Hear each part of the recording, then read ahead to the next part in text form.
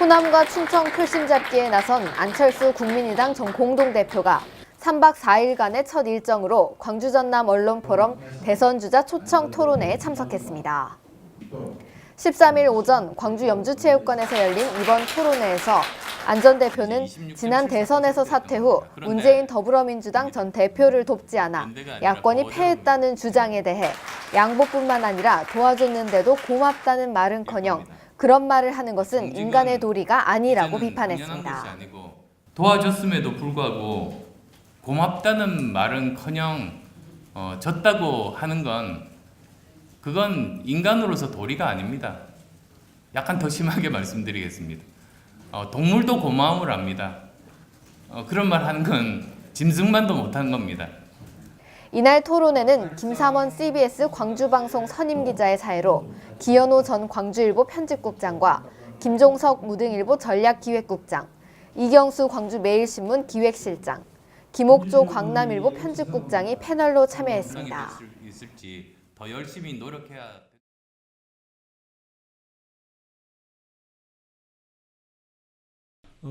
최순실 그 국정농단과 관련해서 촛불 집회가 겨울을 거치면서 다소 주춤했습니다만 다시 재점화가 되고 있습니다. 아시다시피 탄핵 기각설이 나돌면서 그 위기를 느낀 국민들이 다시 거리에 많이 나선 것 같습니다. 안 전 대표께서는 촛불 집회의 그 의미나 성격을 어떻게 규정하고 계시는지, 또 그 지난 주말 다른 야권 대선 주자들이 서울이라든지 광주 뭐 이렇게 촛불 집회에 대거 참석을 했습니다. 아무래도 그 탄핵 초기 인용을 좀 촉구하고 그렇게 했는데 안 전 대표께서는 불참을 하셨어요. 촛불 집회에 대한 자신의 그 어떤 철학이나 소신 이런 거에 대해서 말씀을 해주시기 바랍니다. 예, 두 가지 질문하신 것 같습니다. 우선은 그 촛불 집회의 그 성격에 대한 규정, 그리고 이제 거기에 대한 제 지금까지의 그 뭐 판단 기준이랄까요? 그런 부분들 질문해 주신 것 같습니다. 우선 그 지금 촛불 집회는 저는 세계사에 기록될 비폭력 평화 혁명이라고 봅니다. 외국의 여러 학자들과 이야기를 나눴습니다. 그분들의 공통적인 말씀이 10만 명 이상 미리 계획되고 조직되지 않은 조직에서는 그 집회에서는 반드시 사고가 생겼답니다. 크고 작은 폭력 사태들이 생기지 않을 수 없답니다.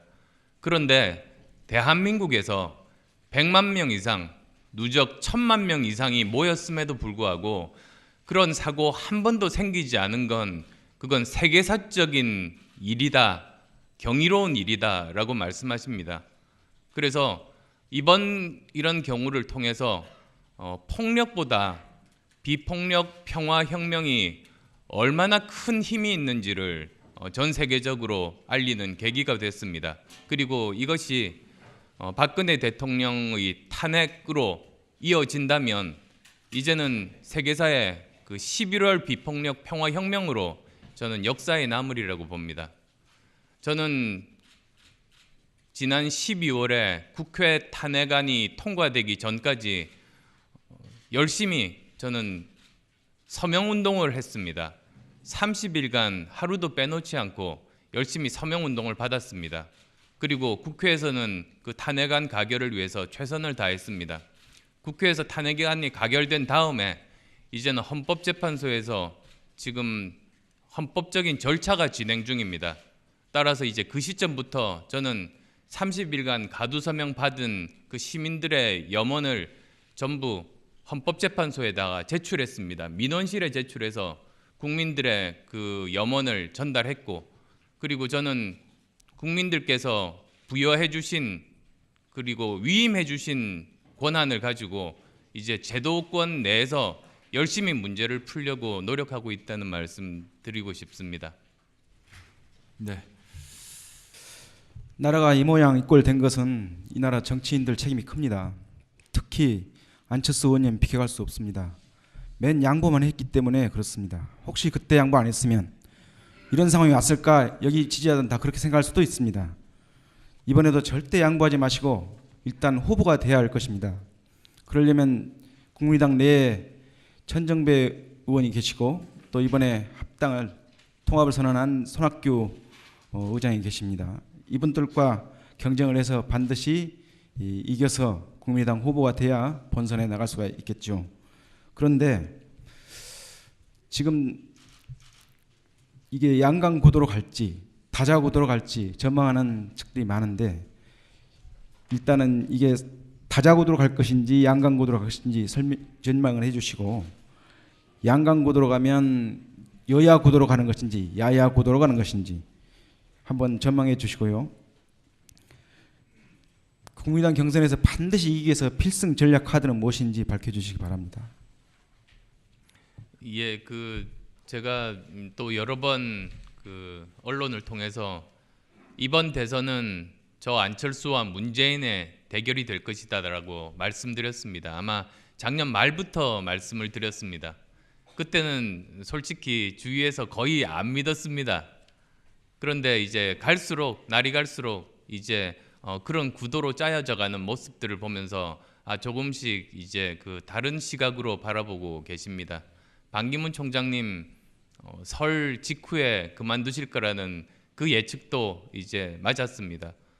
그래서도 이제 앞으로 구도에 대해서 또 저 나름대로 말씀을 드리고자 합니다. 아마도 각 당마다 후보를 낼 겁니다.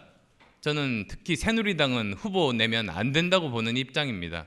처절하게 반성해야, 그래야 이제 국민들이 이제 노력하는 모습들을 지켜볼 수 있다고 보는데, 이번에 또 후보를 내면 당선되지도 않을 뿐더러 그 당에 대해서는 영원히 사실은 이제는 기대를 접을 거라고 보고 있습니다. 그렇지만 후보를 낸다면 정의당까지 포함해서 5자 대결이 가능합니다. 그래서 4자 대결 내지 5자 대결의 그런 구도가 될 거라고 봅니다. 그렇지만 그 중에서도 결국은 양강 구도, 즉 정권 교체라는 그 큰 역사의 흐름에 맞는 국민의당 후보와 그리고 민주당 후보 간의 양강 구도가 될 거다. 그래서 다자 구도 하에서 양강 구도가 될 거라는 그런 말씀을 드리고 싶습니다. 그리고 이제 덧붙여서 말씀을 드린다면, 지금 여러 가지 또 연대 시나리오들이 난무합니다. 제가 갈 때마다 질문들을 받습니다. 그런데 저는 굉장히 답답합니다. 왜냐하면 지금 우리나라가 너무나 어려운 상황 아닙니까?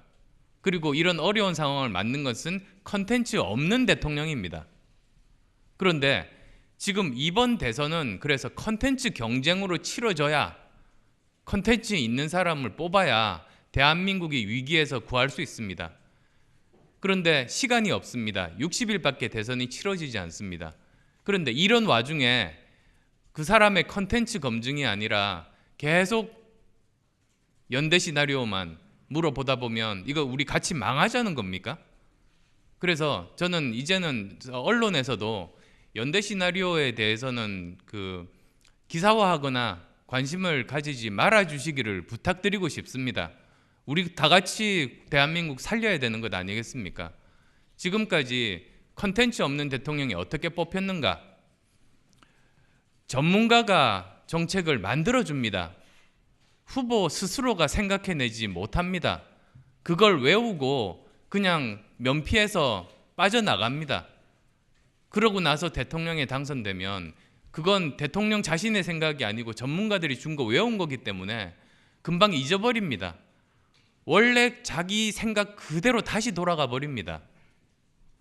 이걸 고쳐야 되는 겁니다. 실제로 그 사람이 전문가의 생각이 아니고 그 사람의 생각이 뭔지, 그 사람이 가지고 있는 가치관이 뭔지, 그 사람이 진정으로 믿는 우선순위가 뭔지. 왜냐하면 대통령 공약이 100개, 1000개도 넘는데 그게 집권 1년 차부터 다 못합니다. 그러면 그 중에서 우선순위가 있습니다.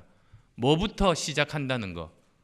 거기서 그 사람의 가치관이 반영되고 드러나서 그렇게 실행에 옮기게 됩니다. 그래서 정말 그 사람의 생각이 뭔지를 알아야지 연대 시나리오가 무슨 소용입니까? 그렇게 해서 무슨 저기 단시간 그날에 그 가장 조회수 많은 기사가 돼서 뭐 할 겁니까? 그래서 제가 꼭 좀 부탁드리고 싶습니다. 오늘 발표된 지지율을 좀 보면은요, 여론조사 결과를 보면 국민의당의 경우에는 새누리당보다 못하고요, 또 안 전 대표님은 또 약간 하락한 걸로 나왔습니다. 그 여론조사 기관의 주간 단위에 쭉 비교를 해봐서 드리는 말씀이고요. 4.13 총선 당시에 국민의당이 호남에서 돌풍을 일으켰던 이유는 제 생각으로는 그렇습니다. 안철수와 국민의당의 그 확장성, 이 확장성은 또 다른 지역, 다른 계층, 다른 지역의 지지를 더 많이 얻을 수 있겠다. 그러면 정권 교체가 가능하겠다라는 그런 확장성을 믿고 표를 줬다고 생각을 하는데, 이런 지지율이나 이렇게 여론조사 결과를 보면 이제 그 한계가 온 것 아니냐라는 생각이 듭니다. 이 부분에서는 어떻게 생각을 하시고, 또 반대급부는 지금 안희정 충남지사가 다 가져가고 있는 것으로 추정이 되고 있는데, 그 안희정 충남지사에 대한 생각은 어떻게 평가를 하고 계시는지 두 가지 말씀을 좀 해주십시오. 예, 그 아까도 말씀드렸습니다만 그 지지율은 각 국면마다 이제 평가 기준이, 국민들의 평가 기준이 바뀌게 됩니다. 거기에 따라서 이제 평가를 하면서 굉장히 부침이 심한 게 지지율이기도 합니다. 그리고 저는 이제 정상적으로 대선 국면이 되면 그때 모든 것을 이제 과연 이 사람이 또는 이 정당이 대통령감인지 수권 정당으로서의 가능성이 얼마인지 그걸로 이제 제대로 평가받게 되리라고 봅니다. 그리고 작년 4월 초에, 그러니까 총선 일주일 전입니다. 그때 갤럽 여론조사로 정당 지지율이 14% 나왔습니다. 그리고 저 개인적으로는 이제 그 제 지역구에서 박빙 30% 지지율 이렇게 나왔습니다. 그걸 가지고 어쨌든 선거 기간 내내 이제 보도가 됐습니다. 근데 실제로 선거 결과를 놓고 보니까 저는 지역구에서 서울에서 가장 많은 표차로 당선된 후보 중에 한 사람이 됐고, 그리고 이제 국민의당은 26.74%를 얻었습니다. 그래서 제가 농담 반 진담 반으로 우리 당이나 저 지지율은 플러스 12 하면 된다고 말씀을 드렸습니다. 왜 그런 거 하니, 그 당시에 이제 그 조사 방법론을 가지고 우리 정당 그 지지율이 14%였었습니다. 그런데 실제로는 이제 26.74%였던 겁니다. 그런데 왜 어디서 그런 차이가 났는지에 대한 분석이나 반성 전혀 없이 지금도 똑같은 방법으로 조사를 하고 있는 겁니다. 그래서도 이제 뭐 그런 부분들에 대해서는 좀 더 면밀하게 들여다보고, 좀 더 여론조사 중요하지 않습니까? 민심을 제대로 알아야 정치에서도 그 민심에 따라서 열심히 할 텐데, 그 조사 결과 정확도가 떨어진다는 건 민주주의의 위기라고 봅니다. 지금 브렉시트 같은 경우도 영국에서 모든 여론조사 기관이 다 틀렸습니다. 도널드 트럼프 대통령 당선도 모든 여론조사 기관에서 거의 다 틀렸습니다. 이게 계속되는 건 굉장히 바람직하지 못하다고 봅니다. 따라서 이 부분들에 대해서도 좀 면밀한 그런 그 관심과 더 정확한 방법론을 찾는 것이 필요하지 않을까 봅니다만, 근데 그건 뭐 제 영역이라기보다 어쨌든 저는 기본적으로는 겸허하게 받아들입니다. 왜냐하면 여론조사 절대 수치보다 더 중요한 건 그 트렌드 아니겠습니까? 거기서 확실히 예전보다 국민의당이 국민들의 지지를 못 받고 있다는 건 저는 그건 사실로 받아들입니다. 그러면 거기에 따라서 겸허하게 반성하고 어떻게 하면 좀 더 민의를 반영하는 정당이 될 수 있을지 더 열심히 노력해야 된다고 봅니다. 그래서 저도 결론적으로 더 열심히 노력하고, 그리고 원래 제가 어떤 사람이고 어떤 정책을 가지고 있고 10번 100번도 더 제대로 잘 알리는 노력하겠습니다. 예, 안희정 충남지사에 대한 예. 평가를 안 해주셨네요. 지금 보면 그 민주당 경선 국면이 시작되는 것 같습니다. 그래서도 보면 지금 사실은 제가 약간 우려가 있습니다. 무슨 뜻이냐면 민주당 경선 국면이 참여정부 그 세력 간의 적통 경쟁으로 지금 흘러가고 있는 것 아니겠습니까? 그런데 참여정부도 다른 모든 정부와 마찬가지로 공과 과가 있습니다. 그런데 적어도 과에 대해서는 반성과 성찰이 선행돼야 됩니다. 그래야 다시 그 과거의 과를 반복하지 않을 수 있지 않습니까? 그런데 이런 참여정부 과에 대한 책임에서 자유로울 수가 없었던 핵심 세력들 간의 그런 그 적통 경쟁, 정권 달라고 나서는 모습들이 과거로 회귀로 되지 않을까 하는 우려를 가지고 있다는 말씀드립니다. 예. 모두 발언에서 말씀하셨습니다만은 뭐 광주 전남이 호남이 그러니까 개인적으로 정치적으로 불러줬고 또 안아주었고 또 압도적인 지지를 보내주셨다고 이렇게 말씀하셨는데 그 부분에 대해서 이제 묻겠습니다. 우리가 압도적인 지지에도 불구하고 최근 뭐 여론조사나 이런 것들에 대해서 좀 못 믿겠다는 말씀하셨는데 어차피 가장 뭐 개량화된 부분이 그 부분입니다. 최근에 와서 총선에서 안철수 대표나 국민의당에 지지했던 것에 비해서 많이 호남 지역에서 특히 광주 전남 지역에서 이렇게 빠지고 있다. 이런 뭐 객관적인 자료도 있고요. 이렇게 나오고 있는데 우리 기시감이 좀 듭니다만은 그때 노무현 대통령 때든가요. 그때 호남의 전폭적인 지지를 받고 박근혜와 되시자마자 박근혜 대통령과의 대연정 뭐 이런 말씀하셨고 저도 또 그런 생각을 이 지역에서 많은 뭐 회자되고 있습니다만 제 개인적인 생각입니다만 처음에 국민의당 이 지역의 압도적인 지지를 받으신 이후에 뭐 핵심 참모나 그런 사람들을 중심으로 해서 호남이 아니라 호남은 일단 지지를 받고 있으니까 외연 확장을 위한 경상도나 뭐 저쪽 다른 쪽에서 지지를 얻어와야 된다는 그런 어떤 정당 내부의 어떤 논점들이 확대됐던 경우가 있었던 것 같습니다.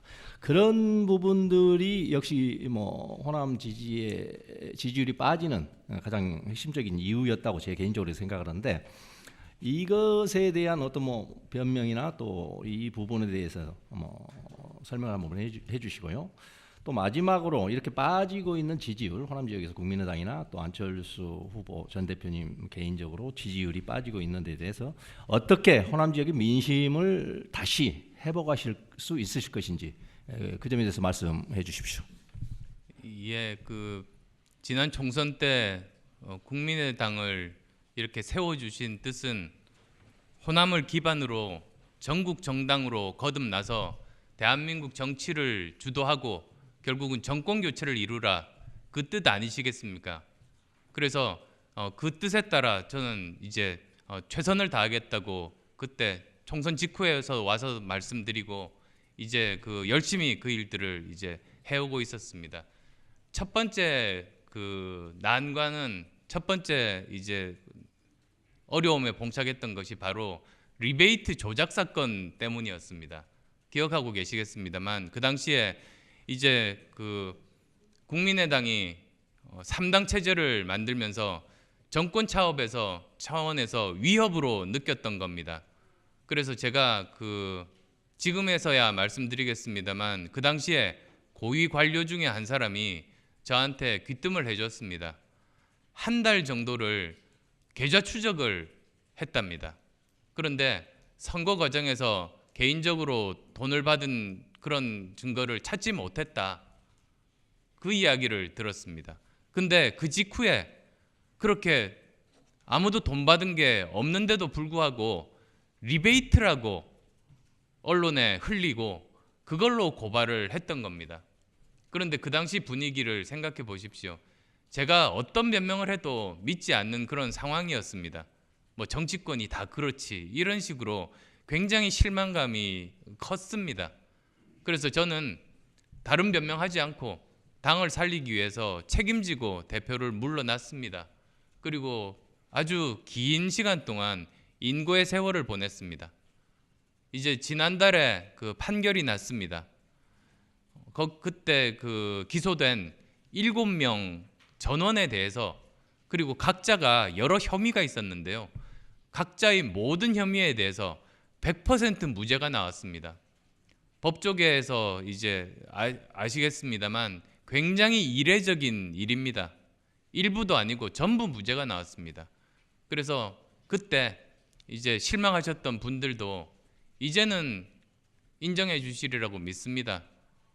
그런 일, 정권 차원의 안철수 죽이기였었고, 그리고 그러함에도 불구하고 변명하지 않고 책임지고 그동안 진실이 밝혀지기까지 인고의 세월을 보냈다는 거 이제 알아주셨으면 좋겠습니다. 지난번 광주 방문했을 때 전일 빌딩 들렀습니다. 그 헬기 타는을 보면서 그때 그 생각을 했습니다. 진실이 밝혀지는데 이렇게 오랜 세월이 필요하구나. 그렇지만 진실의 힘은 너무나도 강하구나를 바로 그 현장에서 느꼈습니다. 그래서 결국은 이렇게 밝혀지게 되고, 그러면 거기에 따라서 이제 평가해 주실 거라고 믿습니다. 그리고 부족한 점 더 열심히, 더 최선을 다해서 생각들 말씀드리고 열심히 노력하겠습니다. 과거를 이야기하는 것이 좀 진부할 수가 있는데요. 안 전 대표를 이야기할 때 지난 4년 전의 행보에 대한 비판이 없지 않아 있습니다. 당시 그 문재인 후보와의 경쟁에서 양보하고 문 후보의 손을 들어줬기는 했지만은 적극적으로 이렇게 나서지 않았다는 비판이 제기되고 있습니다. 여기에다 양보의 과정도 좀 썩 명쾌하지 않았고요. 그래서 실망감도 저희들에게 줬던 것도 사실입니다. 당시 상황을 간단하게 설명해 주시고요. 이와 더불어서 중도 하차, 이번에는 없겠죠. 이 부분에 대해서 답변을 부탁드립니다. 예, 우선은 이제 사실관계부터 말씀드리겠습니다. 우선 이제 가장 먼저 안 도왔다는 건 사실이 아닙니다. 제가 후보 양보 이후에 40회가 넘는 전국 유세, 그리고 3회에 걸친 공동 유세를 했습니다. 그런데 저는 같은 당도 아니었고 경선을 치러서 진 것도 아니었고, 그리고 어떤 그 조건도 건 바가 없습니다. 대통령 당선 후에 무슨 지분을 요구한다든지 이런 것 전혀 없었습니다. 근데 그럼에도 불구하고 최선을 다했습니다. 예전에 2007년입니까? 이명박 그리고 박근혜 경선 때 그 당시 박근혜 후보가 졌습니다. 그때 지원 유세를 하기는 했습니다만 공동 유세 한 번도 안 했다고 저는 알고 있습니다. 그것과 비교해 보면 얼마나 제가 열심히 했는지 아실 겁니다. 선거 하루 전날 밤에 그 추운 강남역 그 사거리에서 정말 목이 터져라 외쳤습니다. 그것도 다 이제 동영상이나 기록으로 다 남아 있습니다. 그래서 안 도왔다는 건 사실이 아닙니다. 그런데 그러면 제가 왜 그때 양보를 했는가? 그건 11월 23일 날 문재인 그 당시 후보가 연합뉴스 인터뷰를 통해서 자기는 이제 3자 대결 그냥 가겠다고 선언한 겁니다. 그리고 실제로 그쪽 캠프 내부 사정을 좀 들어보니까 그게 사실이었던 겁니다. 그러면 그 당시에 3자 대결로 가면 100% 진다고 생각했습니다. 그러면 다만 1%라도 이길 확률을 높이는 방법은 제가 양보하는 수밖에 없다는 생각이었습니다. 즉 솔로몬 왕 재판 때 누구 아이인지를 가지고 저 두 엄마가 다툴 때 아이를 반으로 그냥 잘라버리자라고 했지 않습니까? 그때 아이 그렇게 자르지 말라고 했던 건 생모입니다. 그 심정이었습니다. 저는 솔로몬 왕 재판 때 생모 심정으로 양보했다는 거 말씀드리고, 또 하나 제 판단에 중요하게 작용했던 것은 역사가 반복되는 일은 있어서는 안 된다는 생각이었습니다. 87년에 DJ와 YS가 단일화를 하지 못해서 패했습니다. 그런데 똑같은 일이 다시 반복될 수는 없지 않습니까? 우리가 역사에서 배워야 대한민국이 역사가 발전할 수 있다는 생각도 그때 제 중요한 판단 기준으로 작용했다는 말씀을 드립니다. 근데 자, 이렇게 이게 팩트입니다. 사실입니다. 그런데 생각해 보십시오. 양보한 것 그것 하나만으로도 사실은 고맙다고 해야 되는 것이 인간으로 기본적인 도리 아닙니까? 그런데 양보뿐만 아니라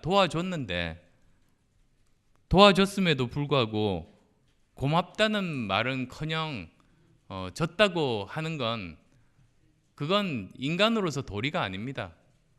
약간 더 심하게 말씀드리겠습니다. 동물도 고마움을 압니다. 그런 말 하는 건 짐승만도 못하는 겁니다.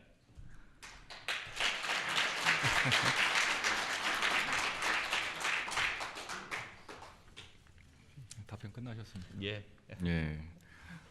문재인 전 대표가 짐승봐도 못하다. 그 주장을 한 사람들에 대한 겁니다. 아, 그렇군요. 특정인이 아니고요. 예. 지금 쭉 그 질문과 답변을 통해서 안 전 대표께서 자신이 상당히 실력을 갖춘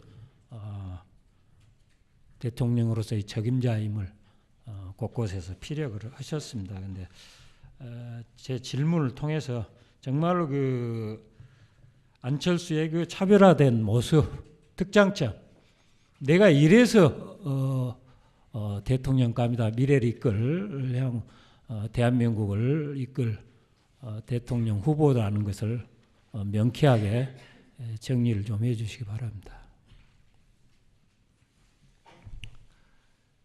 이제 아마도 다음 이제 그 나라를 이끌 사람들을 보는 기준이 박근혜 대통령을 겪으면서 많이 달라졌을 겁니다.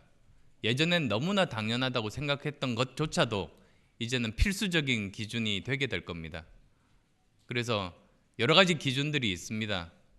가장 중요한 기준 중에 하나가 누가 더 정직한가일 겁니다. 정직은 이제는 당연한 것이 아니고 필수적이 됐습니다. 그래서 첫 번째가 누가 더 정직한가. 그 다음 또 두 번째로는 누가 더 신세진 사람이 없어서 더 정부를 깨끗하게 운영할 수 있는가일 겁니다. 아까 모두 발언에서도 말씀드렸습니다만 개파란 끼리끼리 나눠 먹는 겁니다. 그러다 보니까 정말로 적합한 인재를 쓰지 못하고 정권을 잡으면 그 내에서만 다 해먹는 거가 됩니다. 누가 더 그러지 않을 수 있는가가 중요한 기준이 될 겁니다.